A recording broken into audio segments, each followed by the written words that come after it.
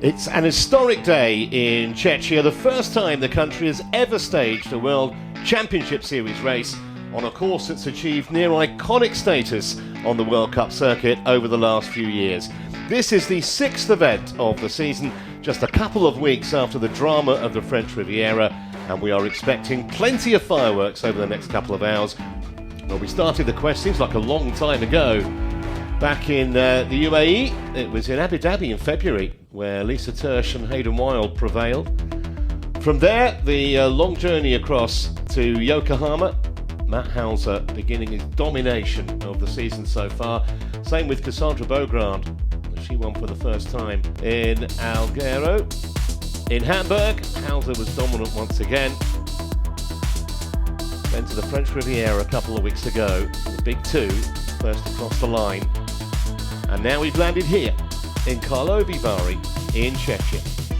Lisa Tertsch needs a race today, Helen, I think. Yeah, she does. She started the season so well with that win in Abu Dhabi, but that was in February, and her last two races have been definitely under par by her high standards, with a 13th in the French Riviera. That's not the Lisa Tertsch we've known from the last couple of years. Not sure exactly what's going on, but she feels like she really needs a good result here today. The likes of Matthias and Anna Goddo will have chances, and so too Maya Kingma, who won this race as a World Cup last year, and she won it by 20 seconds. Another birthday girl, she turned 30 last Monday. When she's fit, she's always going to have a chance. She is, and then just looking further down, you've Gina Serino there from the US. She's been on the podium in Karlovy Vary before. Emma Jeffcoat, who's from Australia, strong swimmer, who'll be up at the front. And then towards the bottom of the field, some of our younger athletes getting their first exposure to the World Championship circuit racing. Yeah, and on one of the most picturesque courses they are ever going to find. Here is how it all stands then after 5 races. You count the best 3 plus the grand final. Beaugrand is well clear. However, as we've mentioned, if Leher wins, she will go joint top. Perrier will be close as well if she's first across the line. And a little bit further down, you'd expect the likes of Lombardi in particular to finish significantly higher than 14th. She's hardly raced, as I mentioned earlier. So away we go, the first ever World Championship Series event to be held in this country, and it looks a wide open affair. There's Jolene Vermailon there, number 7. So she's next swimmer. She came from a swimming background. She has a really fast PB for a 50, which I think is a low 27 over a 50, which if you're a swimmer, that's pretty fast. Just looking now, it's really spreading out, isn't it? It's been a big push from Vermailon at the front. Sean Rainsley's just tucked in behind, and they're really doing some damage on the field. So missing from that little front group at the moment is Leonie Perriot. She's not there. Trying to see if Jean Leher is there. Don't think she is. There's Spivey. There's Potter. So Perriot 14 seconds back. Jean Leher is 19 seconds back after that first lap. It is really interesting, this course, in the fact that they've got that spread now and everyone's in a single line, so it's dictated now by Vermailon. She's got to keep that pace on, keep the pressure on. So 16:45 there or thereabouts as Vermailon leads them out of the water. There's Potter, Kropko, Tertsch. It's good from Jennifer Arnold. She's closed down a gap over that last bit. Leher as well, really, it's only lost a couple more seconds on there. Lombardi likewise. Oh, that is absolute nightmare. It's Miriam Casillas. Oh no.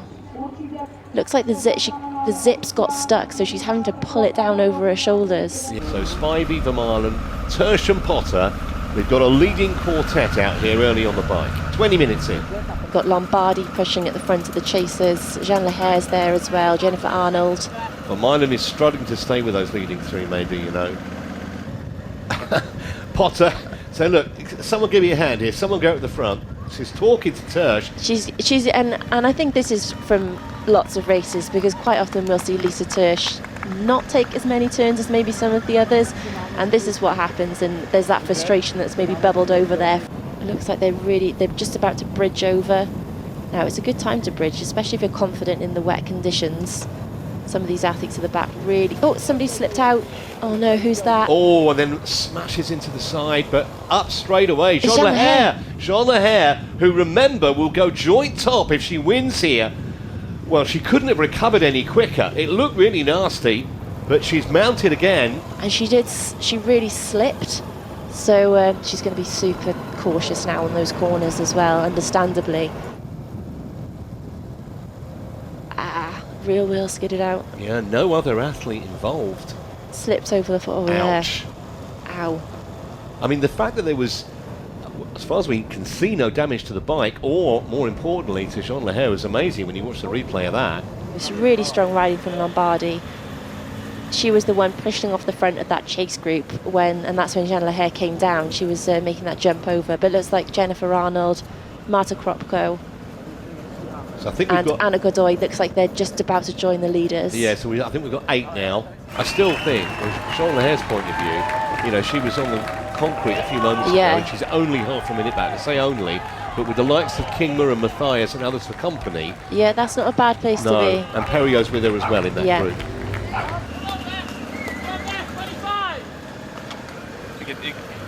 So you go 25 seconds. We just heard the British coach shout that. Yeah. So it's come down slightly. So that's that. Come on, this is the point for this group here.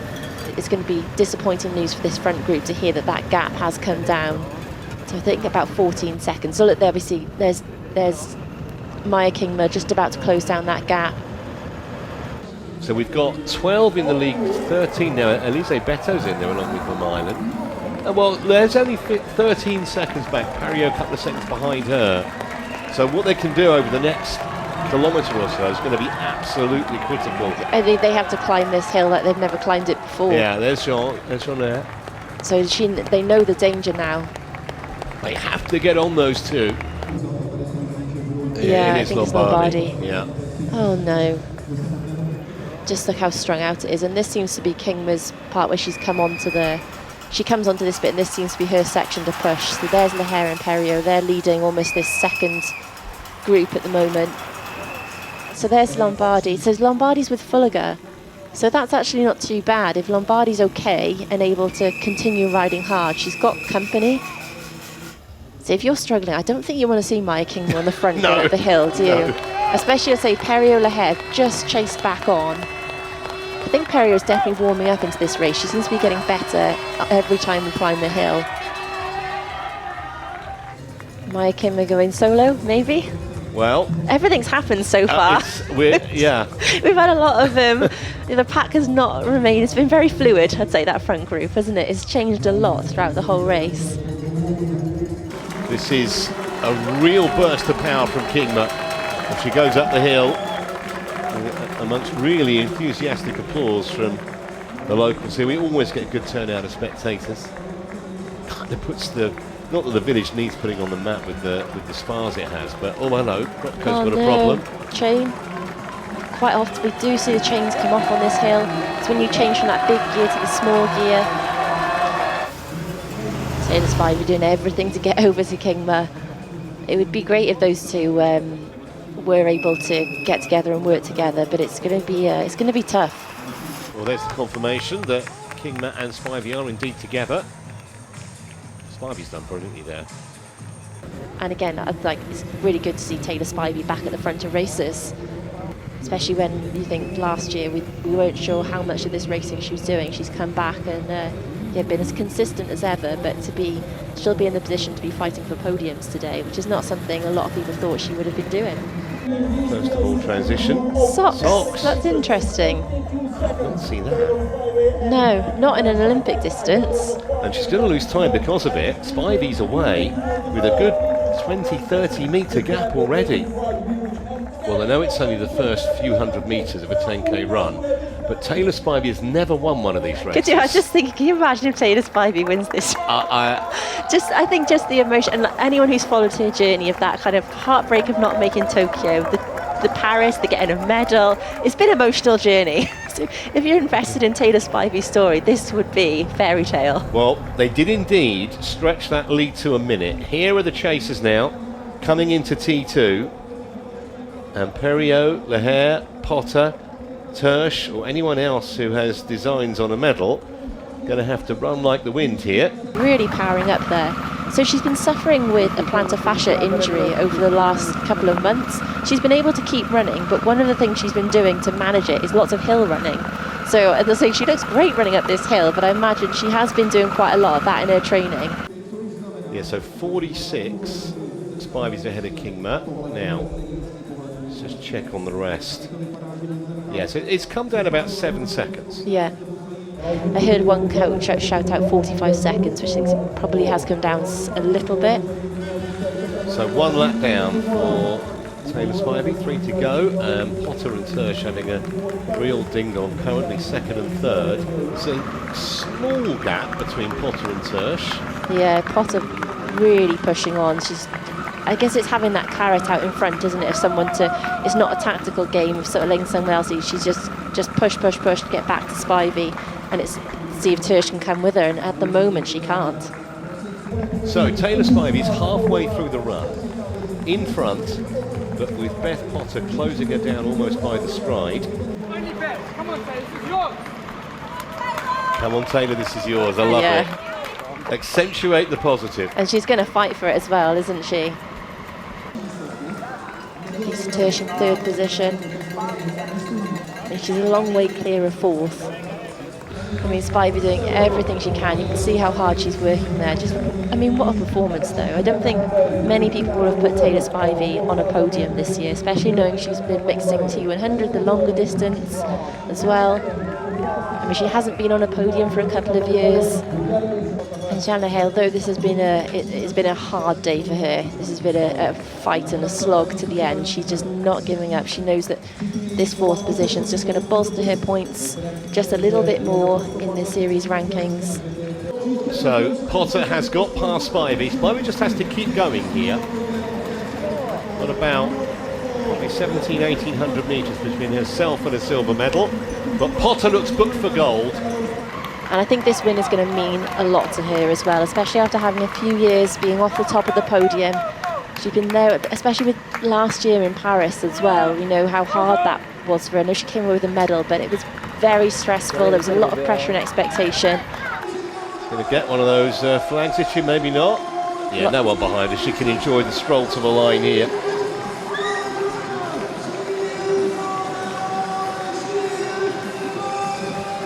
Bronze in Hamburg, silver in Yokohama, and now she's got the gold, the set in 2025. The Scot wins for the first time since 2023 in the grand final, and Taylor Spivey is going to equal her best ever World Series result from 8 years ago. That is a phenomenal run from the American.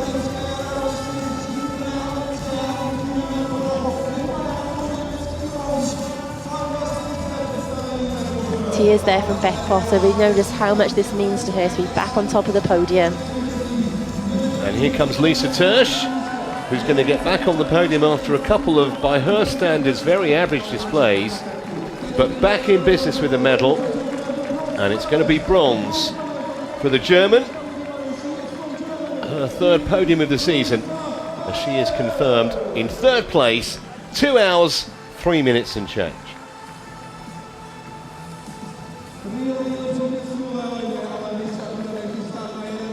Congratulations, you conquered the course, and that meant so much to you on so many levels. Yeah, it was a hard day out there with the conditions, and I was really cold on the bike, but I unfortunately lost a training partner, a friend, a mechanic last week in a fatal bike accident, so in the last 2.5k, that's what got me through. Tried some new things this year, tried some altitude, I've had a change of coach. And I think it's just taken a little bit of time, and just mentally and physically recovering from the last couple of years, and I feel like I'm coming into some really good shape now, and I can take that confidence into the last part of the season. I knew this was a course that suited me, but I didn't know it suited me this well. I was happy to see Maya, take the lead on the bike, and I did my best to catch her and stay with her, but with the wet conditions, I didn't want to ruin my race because I saw a lot of people go down, and I heard how sketchy some of the corners could be, and I think that played to my detriment today, unfortunately, because I just missed out on winning, my first series race, but I'm happy to come away with a second. It's really nice to be back on the podium. The dynamic of the racing has changed. It used to be like a strong swim bike and kind of hang on for the run, and now the race dynamics have turned into, just a run race. So it was nice to see a course like this on the circuit again with a hilly bike that kept it honest from start to finish. I just focused on doing everything step by step and not thinking too far ahead, because this is a really challenging course. I've raced it before, which I think has helped, but then it was only a World Cup, so this was the first World Series race. And yeah, I knew that there were a lot of challenges ahead, and then there was rain predicted too, so I knew that that would be another challenge on top. So yeah, I just try to stay within myself and not get worried too much, yeah. So just confirming the result, and look at that run. 32.42, that is a minute and 10. Actually, Tertsch ran slightly quicker, but more than a minute faster than anyone else.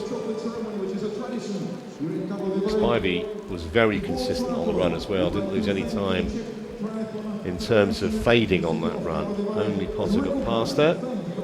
Tertsch obviously improves her position, so too does Jean Leher and Perriot in 5th place. Kingma only 11th in the end after doing so much work on the bike. I feel she deserved a better position than that.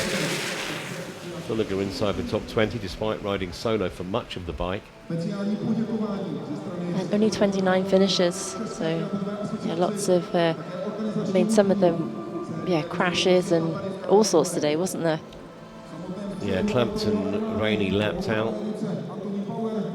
and about 6 or 7 DNFs as well. So let's check how the current series standings look. Beaugrand was always going to be top unless Leher won. The lead has been cut, however, and still 2 races of the season to go. The next one in Weihai in a couple of weeks, and then the grand final in Australia next month. Back on top of the podium for the first time since she won the grand final in rather warmer conditions in Pontevedra in 2023, so nearly 2 years. Well, winning breeds confidence, so it'll be really intriguing to see how Potter goes. I'm not sure if she's in Weihai, but she'll certainly be in Wollongong. Yeah, and I think just the thing she mentioned, a change of coach, just mixing things up a little bit this year. She's just starting, that feels like it's starting to pay off at this point. And this might be that confidence boost she needs to really hit the end of the season well. And she still could become world champion. No Beaugrand's at the top, but we know how much everything can change at a series final. Thank you very much, ladies.